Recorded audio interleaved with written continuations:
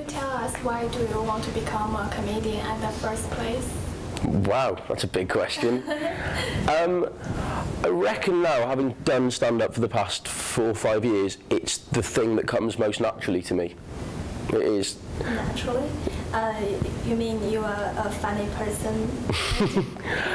Without wanting to sound egotistical, I have been good at making people laugh, and I'm good at being silly, and I'm good at making up daft stories and daft images, and I have been since I was little.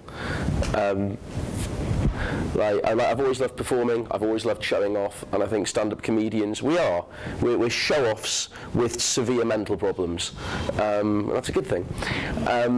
But yeah, I've always enjoyed doing it, but it's only the past 2-3 years that I've thought this is actually something I could actually do. But now that I've got that confidence that I can do it and I can regularly go out and make people laugh, it does sort of feel like the most natural thing in the world. When did you start your career?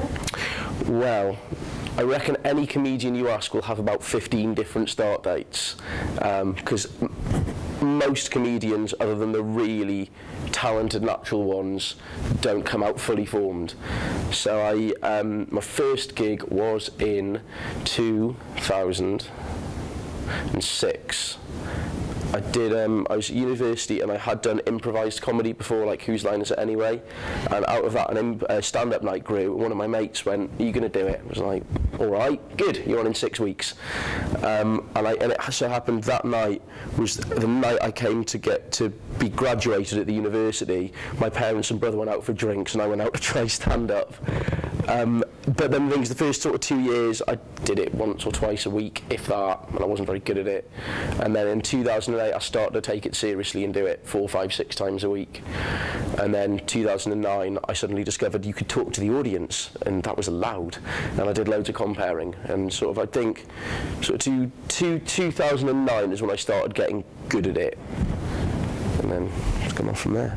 Will they be different for you to perform with your friend, but it's different on the stage? Yeah, it's very different. It's very different. Like, there's a lot of people who take up stand-up who are the funniest people in the pub, but they can't get up on stage and do it. And that's not always bad people. I've got, my friend Stu is genuinely one of the funniest, quickest, sharpest men you've ever seen. But he just wouldn't look right on a stand-up stage. He wouldn't be right in the environment. Whereas I can be kind of amusing with friends, but the sort of way I behave on stage and the way I get laughs on stage, you can't do in a social context. It doesn't work, and I find it very hard performing in front of friends in the audience. I did a gig, one of my mates is running the London Marathon and asked me to do a little set before she had a quiz to raise money for it. And I died on my arse in front of my friends because they all know me and they have preconceptions about me, and any of the tricks that I've got in my bag about how to be funny didn't work. Whereas Wednesday night, with a couple of exceptions, no one in the room knew me, so it was a blank slate, and I can project what I am and how I'm funny onto them.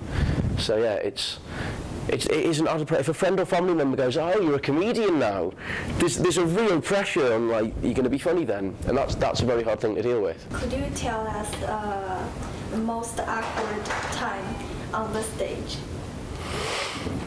Wow. Okay. Okay, I've got a couple.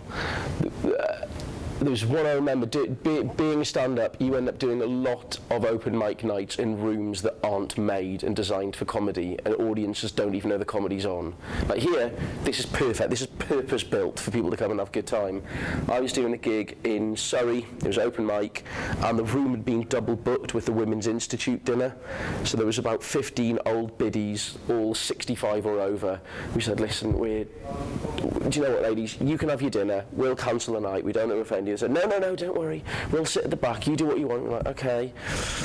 And I came out and said, "Well, listen, ladies, this is an open mic comedy night. There's probably going to be a lot of bad language, okay? It's just how it works. So I'll tell you what, ladies, since you're at the back eating dinner, you tell us what the worst words you know are." And one little lady said, "dash," and another one said, "bother." And then this little lady, she was about 90 years old and looked like Yoda, just put up her hand and went, "thrush." So for the rest of the evening, any swearing we just replaced with the word thrush, which was, well, it entertained us, but it was still a really, really awkward gig. So that's the fun awkward gig. Could you define your style of performance? for us?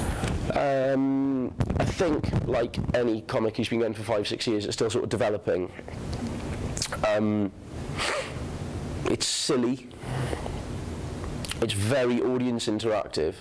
Like, I do a lot of comparing, and that's all about bouncing off people and riffing on what they've got, and I'm trying to work that into my act.